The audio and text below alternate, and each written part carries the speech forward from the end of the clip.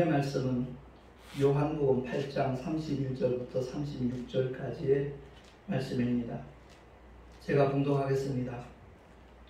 그러므로 예수께서 자기를 믿은 유대인들에게 이르시되 너희가 내 말에 거하면 참 내 제자가 되고 진리를 알지니 진리가 너희를 자유케 하리라.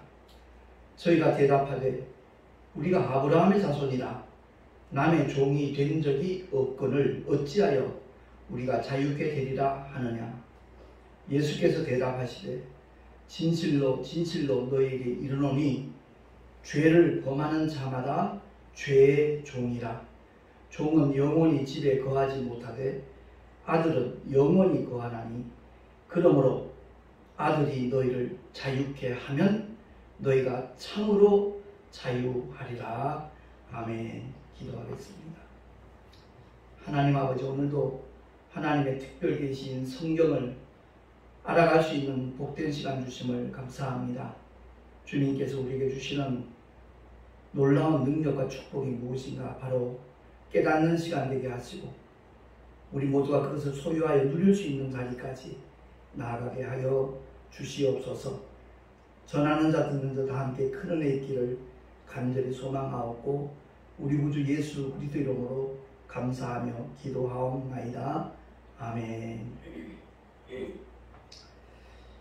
하나님께서 왜 성경을 우리에게 허락하셨는가?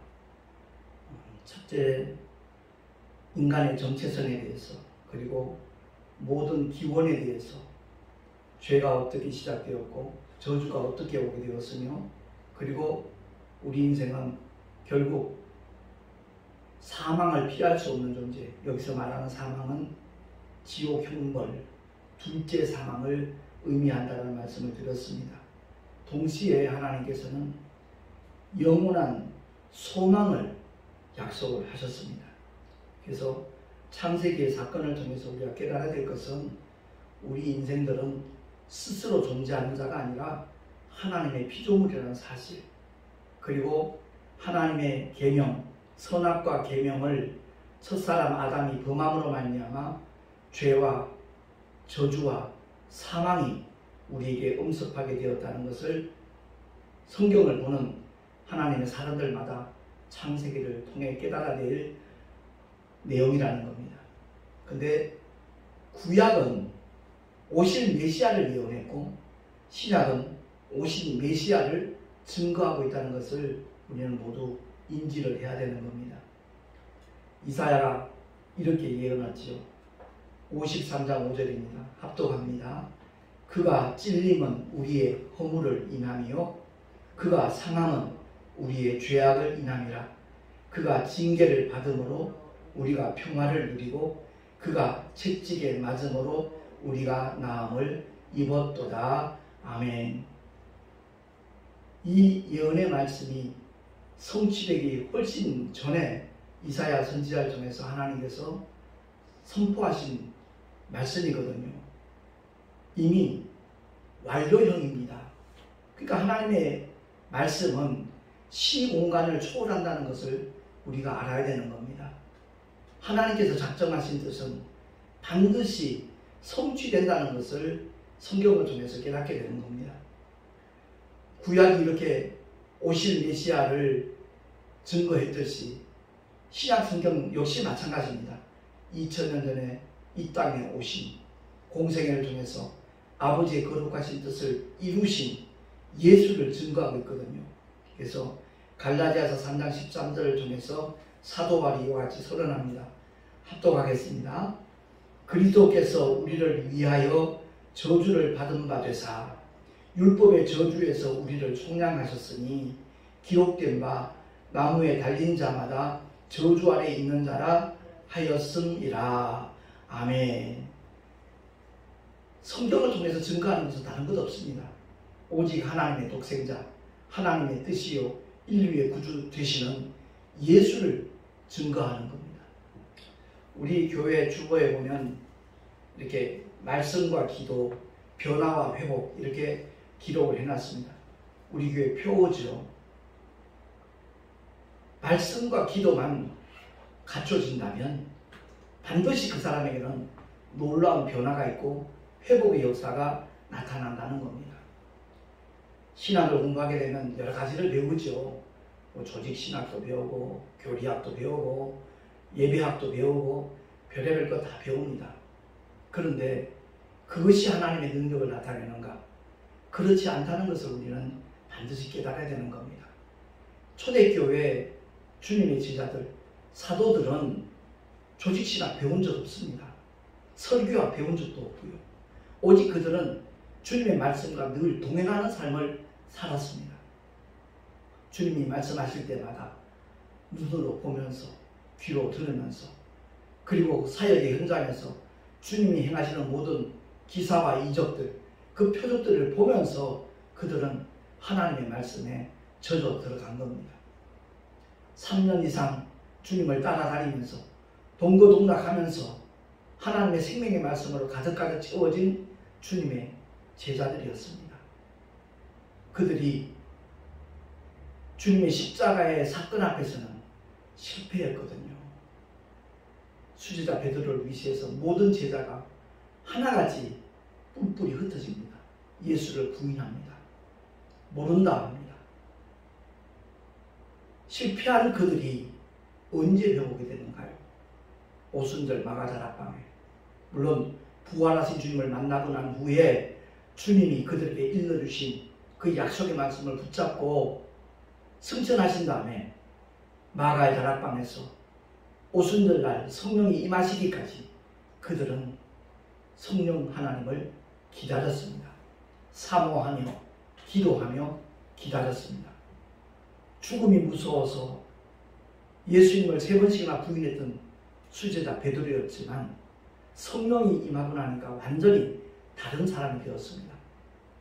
그야말로 하나님의 생명의 말씀, 진리의 말씀으로 무장된 그가 실패할 수밖에 없었지만 진리의 영이신 성령 하나님 오시니까 그때부터는 판도가 완전히 바뀌어진 겁니다. 야고보가 목배임을 당했습니다. 헤롯 임금이 유대 사람들이 좋아하는 모습을 보고 이제 베드로까지 채워나려고 하는 그런 시절입니다. 베드로는 감옥에 갇혀 있었지요. 온 교회는 그를 위해서 기도하고 있었습니다. 베드로가 마치 특급 호텔에서 잠자는 것처럼 깊은 잠에 들어있습니다. 단잠을 자고 있는 겁니다. 언제 죽을지 모르는데 그 죽음이 무서워서 주님을 3번씩이나 부인했던 베드로가 완전히 다른 사람이 된 거지요. 왜?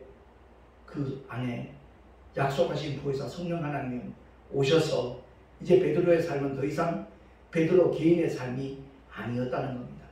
성령 하나님께서 베드로의 모든 삶을 주관하시고 사역의 현장에서 진두지휘하는 총사령관이 되었다는 것이죠. 오늘날 우리가 말씀과 기도, 변화와 회복, 이것이 하나의 이론이 아니라는 것을 경험해야 되는 겁니다. 빌립 집사님이 신학을 한 적 없거든요. 근데 사마리아 성에서 하나님의 놀라운 능력을 나타내지 않습니까? 제가 찾아서 한번 읽겠습니다. 4절 이하입니다. 그 흩어진 사람들이 두루다니며 복음의 말씀을 전할세 빌립이 사마리아 성에 내려가 그리도를 백성에게 전파하니 무리가 빌립의 말도 듣고 행하는 표적도 보고 일심으로 그의 말하는 것을 줬더라. 많은 사람에게 붙었던 더러운 귀신들이 크게 소리를 지르면 나가고 또 많은 중풍병자와 안전뱅이가 나으니 그 성에 큰 기쁨이 있더라. 아멘. 그렇습니다. 오늘날 우리가 성경을 대하면서도 하나님의 특별 계시 속에 무한한 하나님의 약속과 축복과 기사와 이적의 말씀들이 있지만 이것이 하나의 이론으로 끝나고 있다는 것이 오늘날 현대에 사는 크리스찬들의 불행이라는 것을 우리는 깨달아야 될 것입니다. 돌이켜야 됩니다. 하나님의 말씀은 살았고 운동력이 있다라고 히브리서 4장을 통하여 말씀하는 그 말씀이 우리 속에서 날마다 현재 진행형으로 나타날 때 그 사람이 진짜 리얼 크리스찬인 거예요. 하나님의 사람이라 이 말씀입니다. 분명히 2000년 전 갈보리 언덕에서 십자가 지신 주님은 십자가 지시기 직전에 채찍에 맞아 주셨어요. 왜? 하나님의 말씀을 이루기 위함이죠. 그가 찔림은 우리의 허물을 인함이요 그가 상함은 우리의 죄악을 인함이라. 그가 징계를 받음으로 우리가 평화를 누리고 하나님과의 평화가 이루어진다는 거죠. 죄로 인하여 불목했던 하나님과의 관계가 주님이 징계를 받음으로 말미암아 우리가 평화를 누리고 그가 채찍에 맞음으로 우리가 나음을 입었도다라고 이사야 선지자를 통해서 하나님은 선언하셨습니다. 그 선포하신 말씀이 2000년 전에 이루어졌거든요. 그래서 사도 바울은 다시 한번 조명을 하는 거잖아요. 그리스도께서 우리를 위하여 저주를 받은 바 되사 율법의 저주에서 우리를 속량하셨으니 기록된 바 나무에 달린 자마다 저주 아래 있는 자라 하였습니다. 아멘. 주님이 십자가에 달리신 이유가 두 가지라는 거죠. 저주 아래 있는 자들을 속량하기 위해서 저주의 나무에 주님은 달리셔야 했다는 것이고요.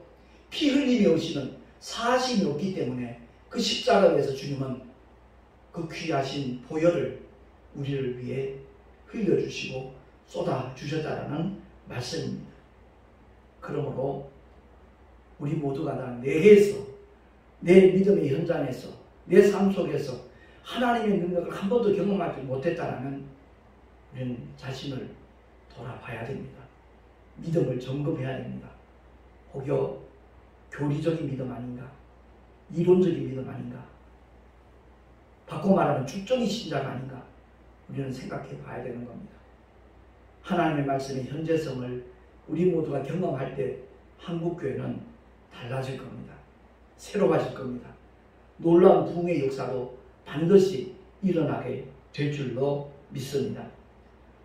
하나님의 특별 계신 성경을 알자. 오늘이 세 번째 시간인데 그러면 성경의 주인이 예수신데 주님은 과연 자신을 가리켜 뭐라고 말씀하시는가? 요한복음 14장 6절 잘 아는 말씀이죠.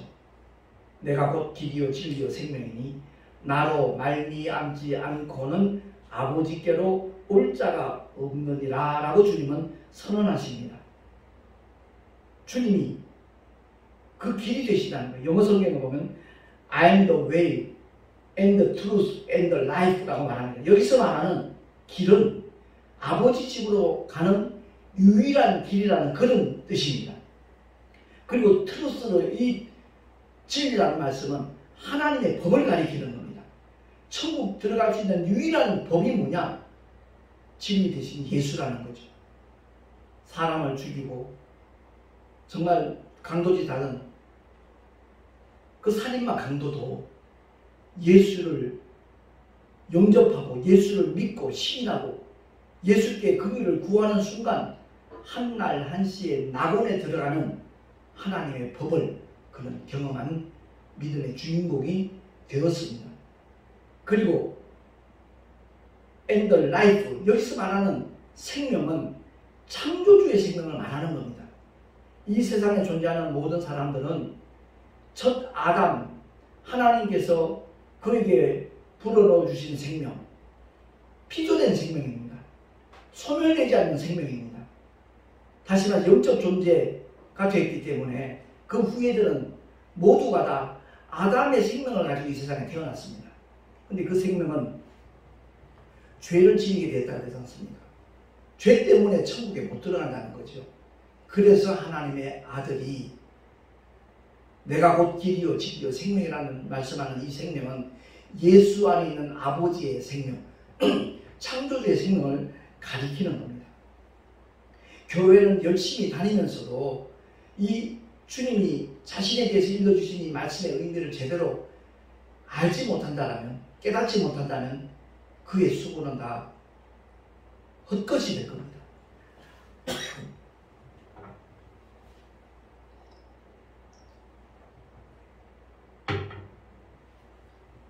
가장 힘든 수고란 말을 제가 여러 번 표현한 적이 있습니다만은 오직 예수를 통해야만 갈 수 있는 곳, 그곳이 아버지의 집, 천국이라는 것을 성경은 선언하고 있습니다.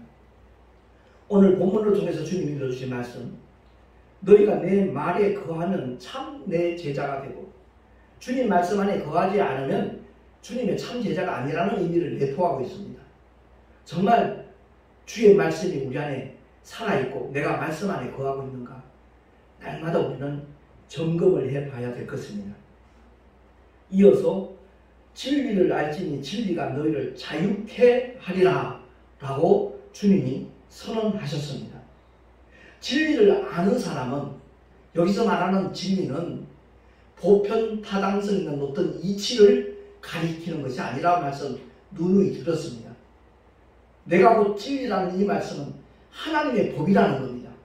죄를 짓고 허물투성인 그런 죄인이라고 할지라도 예수를 나의 구주로 믿고 나의 왕으로 나의 하나님으로 영접하는 순간 그 믿음이 천국 들어가는 통로가 된다는 겁니다. 길이 되는 것이고 하나님의 법이 된다는 겁니다. 우리 모두가 다 율법에 의해서 정죄를 받고 난 다음에 예수를 통하여 복음을 통해서 사면받는 것, 그게 바로 구원의 길이라는 것을 성경은 선언하고 있습니다. 카기 폭파범 김현희 사건 잘 알잖아요. 분명히 사형 선고를 했습니다. 근데 그를 살려줘야 될 이유가 있었던 거지요. 왜? 북한에서 자다극이라고 말할 수 있으니까.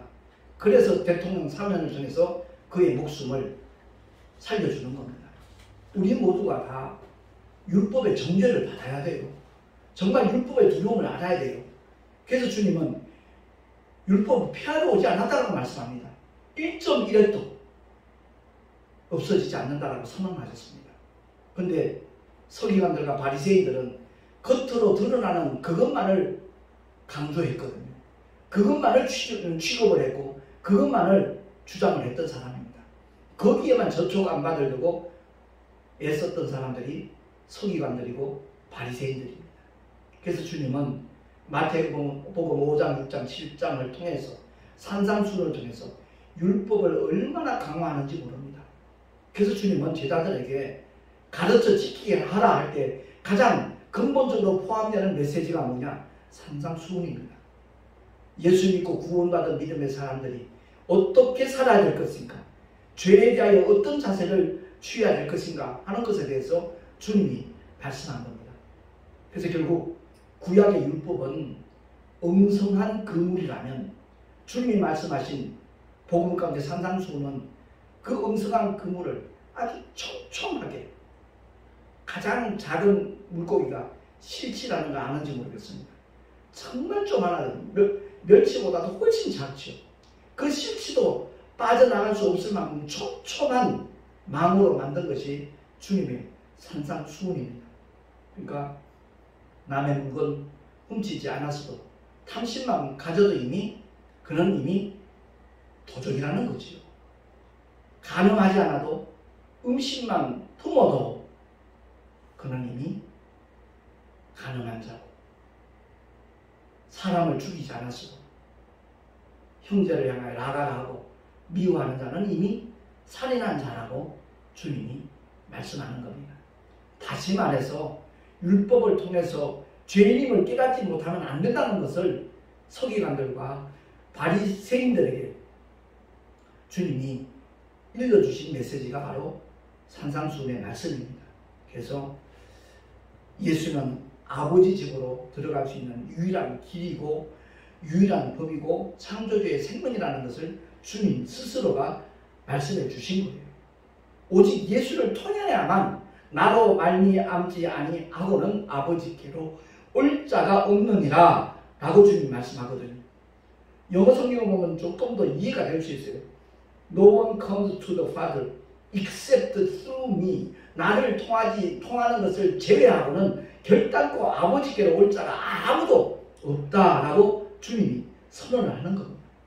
그래서 오직 예수, 오직 믿음, 오직 은혜, 오직 말씀이라고 강조를 하는 겁니다.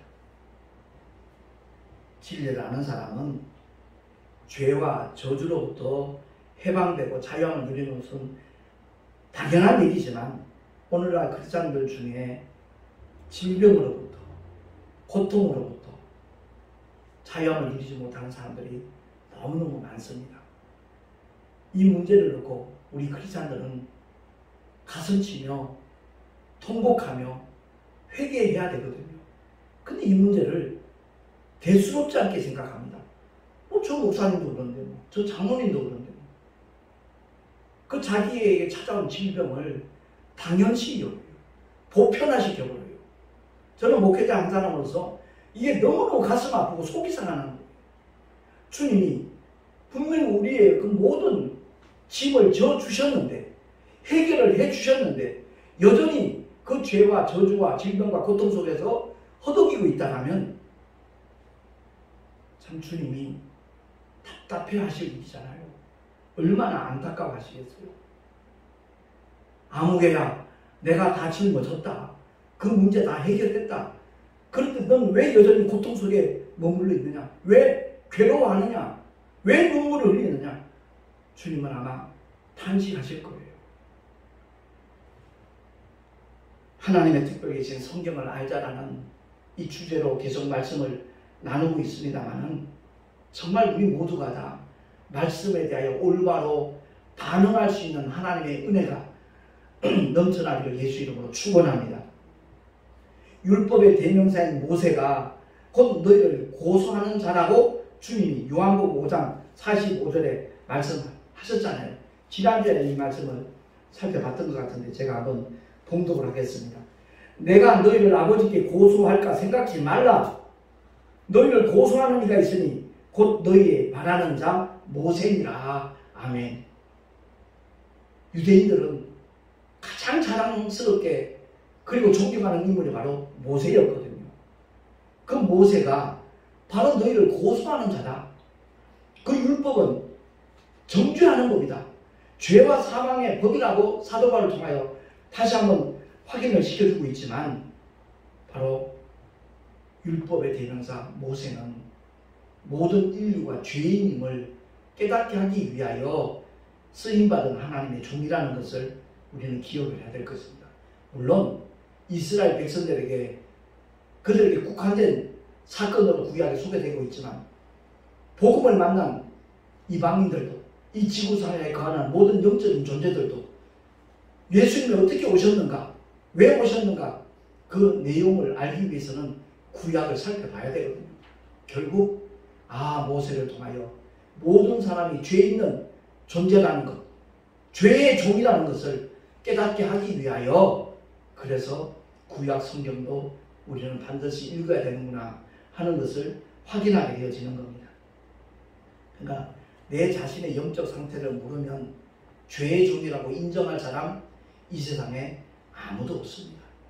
그러나 나의 영적인 실체가 어떤 존재인가 하는 것을 알게 되면 죄의 종이니까 나를 자유케 해 주실 예수가 무엇보다도 귀중하고 소중한 분이시라는 것을 깨닫게 되는 거죠. 사모하게 되는 것이고요. 그래서 히브리서를 통해서 모세와 예수 아주 극명하게 명료하게 대조해서 밝혀주는 말씀이 있거든요. 히브리서 3장 1절에서 6절까지 한번 찾아서 같이 보도록 하겠습니다. 히브리서 3장 1절에서 6절입니다. 천천히 봉독을 하겠습니다. 그러므로 함께 하늘의 부르심을 입은 거룩한 형제들아, 우리의 믿는 도리의 사도시며 대제사장이신 예수를 깊이 생각하라. 저가 자기를 세우신 이에게 충성하시기를 모세가 하나님의 온 집에서 한 것과 같으니 저는 모세보다 더욱 영광을 받을 만한 것이 마치 집 지은 자가 그 집보다 더욱 존귀함 같으니라. 집마다 지은 이가 있으니 만물을 지으신 이는 하나님이시라. 또한 모세는 장래에 말할 것을 증거하기 위하여 하나님의 온 집에서 사환으로 충성하였고 그리스도는 그의 집 맡은 아들로 충성하였으니 우리가 소망의 담대함과 자랑을 끝까지 견고히 잡으면 그의 집이라. 아멘. 모세는 사환이에요. 종이에요. 그러나 예수는 그 집에 집 맡은 아들로 충성했다는 거죠. 비교가 안 된다는 겁니다. 유대인들이 그토록 자랑하던 모세, 예수님에 비하면 태양 앞에 촛불 정도라는 거죠. 근데 여전히 구약을 신봉하고 구약을 더 비죽이게 다루는 한국교회 목회자들이 있다는 것은 참 아쉽기 그지가 없는 사건입니다. 분명히 사환과 주, 그 차이는 어마어마한 겁니다. 그래서 구약의 여호와의 표를 믿고 부르는 유대인들은 하나님을 향하여 감히 아바 아버지라 못합니다. 그들은 하나님의 백성이에요. 종이에요. 그러나 신약에 예수 믿고 구원받은 이미 십자가의 사건을 통하여 주님의 보혈로 죄 사함받은 놀라운 하나님의 은혜를 입은 오늘날 교회를 다니는 성도들은요, 신분이 달라요. 하나님의 자녀가 됐다는 겁니다. 이루 말할 수 없는 차이가 있는 겁니다. 알아듣기 쉽게 설명을 한다면, 이제 조선 왕조 때 임금 외에는 모두가 다 신하잖아요. 그 일반 백성인 신하가 있고 그 임금에 아들이 딸이 있어요. 왕자와 공주가 있어요. 임금님에게 분명히 신하임에는 틀림없지만 신분이 달라요. 그들은 자녀로서의 신하예요. 바로 그런 것과 같이 예수 이름을 믿는 자와 여호와 이름을 부르는 자는 엄청난 차이가 있다는 것을 우리가 인지를 하고, 주님이 읽어주신 말씀 가운데 여자가 낳은 자 중에 제일 큰 선지자가 누구라 그랬습니까? 침례 요한이라고 그랬거든요. 왜? 모세나 엘리야나 수많은 선지자들이 있지만 그들은 주님을 만난 적 없어요. 멀리 바라보며 믿음으로 주님을 사모하며 믿었던 믿음의 사람들이에요. 그러나 침례 요한은 직접 예수님을 요단강에서 침례를 주면서 그가 누구신가, 세상 죄를 지고 가는 하나님의 어린 양이라고 증거하면서까지 주님을 전했던 사람이기에 그 침례 요한은 여자가 낳은 자 중에 가장 큰 자라고 했어요. 그럼 저와 여러분은 어떻습니까? 여자가 낳은 자 맞잖아요. 모태로부터 우리가 출생했잖아요. 그런데 그것은 끝난 것이 아니라 물과 성령으로 거듭났다 이 말입니다. 예수의 이름을 믿음으로 말미암아 여기 살아나는 하나님의 자녀가 되는 권세까지 얻은 자가 되었기 때문에 비교할 수 없는 겁니다. 나중된 자가 먼저 된다는 이 말씀을 많은 분들이 교회는 늦게 다니기 시작했는데 믿음이 더 열심히고 좋다고 그런 말에다가 그 말씀을 인용을 합니다. 그런 뜻 아니에요. 구약의 이스라엘 백성이 먼저 된 자였지만 신약의 예수의 십자가의 사건 이후에 성령이 오셔서 예수를 믿게 된 신약의 모든 성도들이 나중된 자였지만 먼저 된 자가 된다는 겁니다. 하나님의 자녀가 되는 놀라운 권세와 권능과 능력까지 모든 축복까지 누리게 되는 축복의 주인공이 바로 오늘날의 성도라는 것을 깨닫는다라는, 아마 삶의 자리와 신앙생활의 모습도 분명히 달라질 것이라고 저는 기대합니다. 그러므로 오늘 우리 주님께서 어떤 자유를 주셨는가? 참된 자유를 주셨다는 거예요. 모든 것으로부터 자유함을 누릴 수 있는 믿음의 사람들이 되어진다면 그를 통해서 하나님은 놀라운 역사를 일으키실 것이고 하나님께서 영광을 받으실 줄로 믿습니다. 오늘 본문 8장 36절 말씀 한 번 더 합독하겠습니다. 그러므로 아들이 너희를 자유케 하면 너희가 참으로 자유하리라. 아멘. 부분적으로 자유한 게 아니라는 거예요. 모든 죄와 저주와 질병으로부터도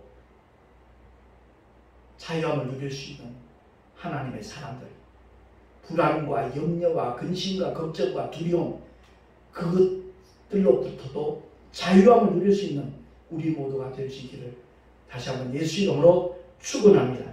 끝으로 로마서 8장 2절 통하여 사도 바울이 선포한 하나님의 말씀 합독하겠습니다. 시작. 그리스도 예수 안에 있는 생명의 성령의 법이 죄와 사망의 법에서 너를 해방하였음이라. 아멘. 생명의 성령의 법이 너를 해방하였다라고 선포하고 있죠. 근데 그 생명의 성령의 법이 어디 있는 거죠? 그리스도 예수 안에 있는 거예요. 근데 아직까지 교회는 들어왔는데 그리스도 예수 안에 들어오지 않은 사람들이 너무너무 많아요. 정말 많아요. 목사가 되었는데도 여전히 그리스도 예수 안에 들어오지 않는 사람 존재합니다. 그리스도 예수 안에 들어왔을 때 새로운 피조물이 되는 것이고 모든 죄와 사망의 법에서 완전히 해방되어서 주님이 진정 우리에게 주시기 원하시는 참으로 자유하리라는 이 약속이 날마다의 삶 속에서 경험되고 확인되고 또한 증거될 줄로 믿습니다.